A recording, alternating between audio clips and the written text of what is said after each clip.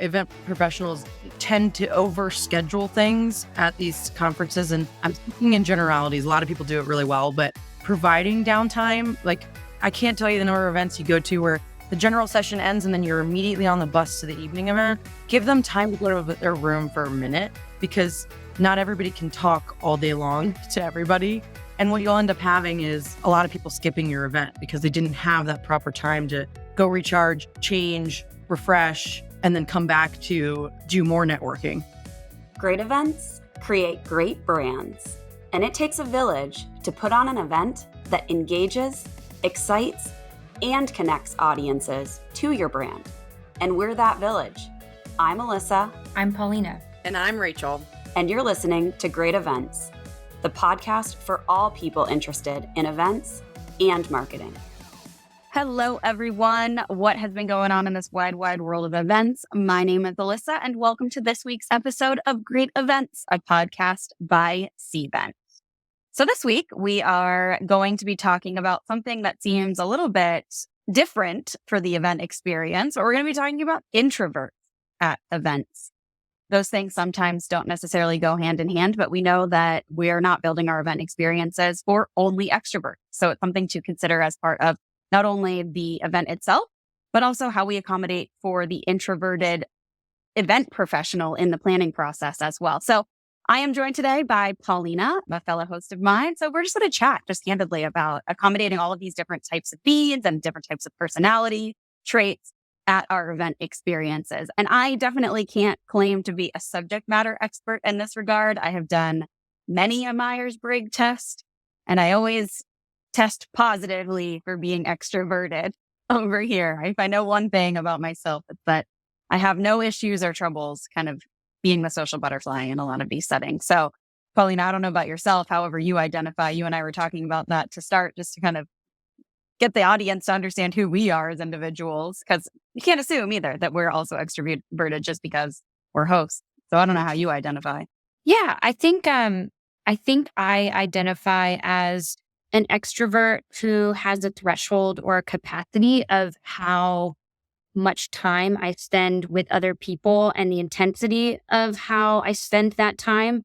We were joking and I said, after 10 days in Vegas, I don't think I speak to anyone other than my dog for a good 24, 48 hours, right? But yeah, I think I consider myself, I think I've done a Myers-Briggs test, a handful of times years ago, and, all, answers pointed to extrovert. But I do think the role as an event professional, you're customer facing, you embrace hospitality. So there is sort of a fake it till you make it kind of notion where you're going to be welcoming to anyone who comes, to your information desk or your registration desk. And I think there's an interesting layer that event organizers have, when it comes to cataloging themselves as introvert or extrovert. So just an interesting thought, I guess. Yeah. And I think there's a lot of assumptions that we make about introverts and extroverts, both on who comes to our events, but also on our teams. Like, I know I'm guilty of thinking like all event planners like to be social and they like to host parties, for example, right? You get into a profession where you're welcoming and you're accommodating and you're bringing people together. That doesn't necessarily mean that you 100% identify as that person who loves to be all consumed with people at all times too. So it's something to definitely consider in terms of the career planning side as well. Paulina being a leader of a lot of event planners themselves. So it's something to be considerate of when you're building teams and thinking about how you're fostering that type of collaboration when you're building your event experiences, not just about hosting those audiences as well. Yeah. I mean, when we host some of our internal event design meetings, there's a larger team than just the event design team that we like to be a part of it, right? We want unique ideas coming and, thinking outside of the box. And so perhaps team members joining who aren't typically a part of those conversations, they might feel a little more timid in terms of contributing. And I think, technology is a great opportunity to leverage for, people who might be introverted or less extroverted, if you will. And, leveraging the Zoom reactions, right? Raise your hand. I think, extroverts have tendency to talk over one another. Yeah, I love that, Paulina. I totally agree. So we're actually joined by Rachel right now. So I'd love to throw it to you, Rach. How do you identify in this kind of world of introversion and extroversion both as an event planning professional, but also as an attendee at events? Yeah, I am straight up 50-50. I love being extroverted on site, but I need that recharge time. And I think a common misconception, and I don't know if you guys talked about this, but a common misconception is that introverts are quiet and that they don't really contribute, or like we overvalue extroverts in this society and treat introverts as misfits. But it's actually not necessarily the case. It's just a matter of how they get their energy. So you might be an introvert, go to a meeting like this, exert all your energy into being on site, and then need a couple days to regroup, like Paulina said. But then, you might be a quiet introvert. There's like definitely unique strengths in both types, right? And I think there's like a healthy mix of both in a lot of people. I don't know. For me, I'm straight down the line. Yeah, and that's something that I wanted to talk about too, was just kind of like the nuances and the differences between introversion and extroversion. And like you were just saying, Rach, it's not that introverts don't want to talk, but they need more structure in order to participate in the talking. So for example, when you're going to a networking experience or a networking event, I think an introvert's worst nightmare, as I was Googling this to understand what do introverts like at events, I was realizing that they really hate the small talk stuff. Anything that's like not really meaningful, or where you're kind of like just wasting hot air, which we tend to be very good at on this podcast. They want the chance to speak. They want to be told when and where, and, to be given that kind of agenda of opportunity. So certain elements of your event experience might not be as best suited for the introvert, but that doesn't mean that you won't hear their voice present throughout your experience too. So I do think that that's something to be aware of, that we are making assumptions and not to overcorrect or course correct. I know. And we like to consider that when we're planning Cvent Connect and things like that. I know, introverts could be more focused on one-on-ones. They could be more focused on like a workshop-y type content because they're maybe a little bit more creative or adept to like solving complex issues or problems, or maybe they digest information in different ways than introverts. I certainly do. I'm more of a haptic learner, which is like if I don't get hands-on to the problem or the issue or the topic, I'm not learning. And so I think we try to take all of those different personality types into account, with the content that we're doing at Cvent Connect. And it's like, we give you kind of like a cafeteria type option of what you want. You can pick and choose from, and you don't have to be the loudest person in the room, but you can sit in a workshop and listen and contribute it. Maybe you're the person that's taking notes, or you're the person that's whiteboarding, or you're the person, helping with the complex things behind the scenes, but the extrovert in the room is the one loudly speaking. I don't know. Yeah, I think one of the things that a lot of event professionals do a really good job is giving a level of preparedness to their audiences. So it's kind of like, what to expect and when you will be asked to speak, as opposed to asking your audience to be put on the spot. I think like that is the number one thing as an introvert. You just want to have awareness of when you need to be social or when you need to be on, as opposed to just being on the whole time. So that like foresight is the best plan, like give them just the tools to be successful on site. Personally, I just spoke at an event, and I am terrified of public speaking. I'm on a podcast, so it's kind of funny, but I'm terrified. I get like my whole body shakes. But it's a personal goal of mine so that 50% of my extrovertness can come out. But after I spoke, I felt like I needed to just go into a quiet room for a minute and recharge. And like, yes, there's people coming up and asking questions, but I actually went to lunch by myself after that for just 20 minutes. And then I was like, okay, now I'm ready to do it again, ready to network again. But I think if you provide those moments to your attendees, I think that really helps. I know you talked about roundtables, birds of a feather, meetups. That helps too. If you're going into a situation that you have friends in the circle, or you're only going to be talking about DEI or small meetings, and not like meeting with all these people that are planning huge conferences that you have nothing to relate to. Right.